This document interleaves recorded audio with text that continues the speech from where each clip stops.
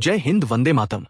प्यारे साथियों, आज की इस खास रिपोर्ट में हम आपको राजस्थान सरकार और केंद्र सरकार की उन बड़ी घोषणाओं के बारे में विस्तार से जानकारी देंगे जिनका सीधा असर लाखों परिवारों पर पड़ने वाला है। ये रिपोर्ट केवल सामान्य खबर नहीं है, बल्कि आपके जीवन, आपके परिवार की जरूरतों और आपके भविष्य से जुड़ा हुआ एक दस्तावेज है। इसलिए अंत तक ध्यान से सुनिएगा, क्योंकि हम एक एक करके हर उस योजना और घोषणा का जिक्र करेंगे जिसके बारे में आपने सुना तो होगा, लेकिन पूरी सच्चाई शायद ही कहीं आपको इतनी साफ भाषा में मिली हो। सबसे पहले बात करते हैं प्रधानमंत्री किसान सम्मान निधि योजना की। ये योजना किसानों की रीढ़ मानी जाती है, क्योंकि हर साल इसमें किसानों को 6,000 रुपए की सीधी सहायता मिलती है। लेकिन साल 2025 में इस योजना को लेकर कई बड़े बदलाव हुए हैं। केंद्र सरकार ने साफ किया है कि अब किसानों को मिलने वाली किस्त का लाभ केवल उन्हीं लोगों को मिलेगा जिन्होंने अपनी EKYC और भूमि सत्यापन समय पर पूरा कर लिया है। राजस्थान के लाखों किसानों ने जनवरी महीने में अपने दस्तावेज पूरे किए हैं और उन्हें उम्मीद है कि आने वाली किस्त सीधे उनके खाते में जाएगी। सरकार की ओर से यह भी कहा गया है कि जिन किसानों ने अब तक आधार और बैंक खाते की सीडिंग पूरी नहीं की है, उनकी किस्त रोक दी जाएगी। अब जरा सोचिए, राजस्थान जैसा बड़ा कृषि प्रधान राज्य जहां लगभग 70% आबादी खेती पर निर्भर करती है, वहां इस योजना की अहमियत कितनी बढ़ जाती है।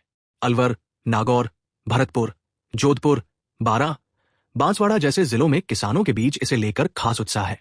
सरकार की ओर से संदेश भेजे जा चुके हैं कि हर किसान को अपनी जमीन का रिकॉर्ड ठीक करवाना जरूरी है, यानी अब फर्जीवाड़े पर पूरी तरह रोक लगाने की तैयारी हो चुकी है।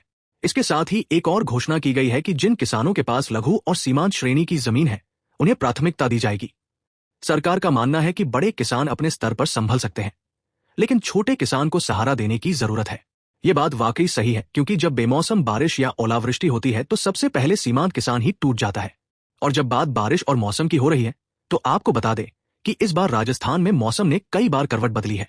जनवरी और फरवरी में ही कई इलाकों में बारिश और ओलावृष्टि हुई, जिससे सरसों, गेहूं और चने जैसी रबी फसलें प्रभावित हुई। सरकार ने तुरंत हरकत में आते हुए राजस्व अधिकारियों को नुकसान का सर्वे करने का आदेश दिया।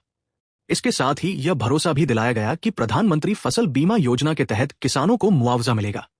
फसल बीमा योजना को लेकर अक्सर किसानों की शिकायत रहती है कि क्लेम की राशि समय पर नहीं आती, लेकिन इस बार सरकार ने बीमा कंपनियों को सख्त चेतावनी दी है कि यदि वे समय पर भुगतान नहीं करेंगी तो उनकी मान्यता रद्द कर दी जाएगी। यानी किसान को इंतजार करने की मजबूरी अब खत्म करने का प्रयास किया जा रहा है।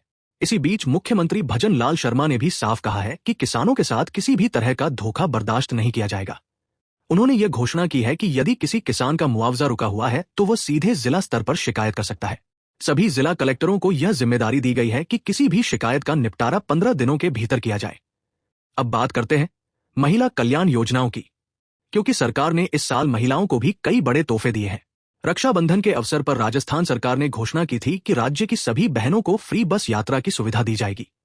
इस योजना का लाभ लाखों महिलाओं ने उठाया और इसे लेकर गजब का उत्साह देखा गया। सरकार ने कहा है कि यह सुविधा आगे भी जारी रहेगी, ताकि महिलाएं सुरक्षित और सुलभ यात्रा कर सके। इतना ही नहीं, केंद्र सरकार ने भी महिलाओं को राहत देते हुए उज्ज्वला योजना के तहत मिलने वाली गैस सब्सिडी को 2025 में भी जारी रखने का ऐलान किया है। यानी अब उज्ज्वला योजना से जुड़े परिवारों को हर सिलेंडर पर 300 रुपए तक की सब्सिडी मिलेगी।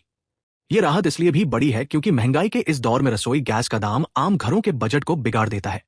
अब जरा सोचिए, जब सरकार एक तरफ किसानों के लिए नकद सहायता दे रही है, महिलाओं के लिए फ्री बस यात्रा और गैस सब्सिडी दे रही है, तो इसका सीधा असर परिवार की जेब पर पड़ता है। किसान को राहत, महिला को सहारा और बच्चों के भविष्य के लिए एक सुरक्षित माहौल, यही तो किसी भी कल्याणकारी राज्य की पहचान है। दोस्तों, यहां तक हमने किसान और महिला योजनाओं की चर्चा की, लेकिन अब बात करते हैं बेरोजगारी भत्ता योजना की, जिसे लेकर युवाओं के बीच काफी चर्चा है। राजस्थान सरकार ने साल 2025 में ये ऐलान किया कि जिन युवाओं ने अपनी पढ़ाई पूरी कर ली है और अभी नौकरी की तलाश में है, उन्हें हर महीने बेरोजगारी भत्ता दिया जाएगा।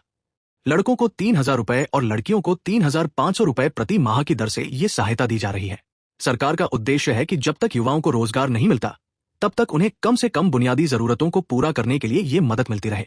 राज्य के कई जिलों में युवा इससे खुश हैं, लेकिन यह भी सच है कि बड़ी संख्या में आवेदन लंबित पड़े हुए हैं। सरकार ने इसे लेकर स्पष्ट किया है कि तकनीकी कारणों से कुछ दिक्कतें आई, लेकिन आने वाले महीनों में सभी लंबित आवेदन निपटा दिए जाएंगे। युवाओं के लिए यह बेहद जरूरी कदम है, क्योंकि जब हाथ में पैसे नहीं होते तो रोजगार की तैयारी भी मुश्किल हो जाती है।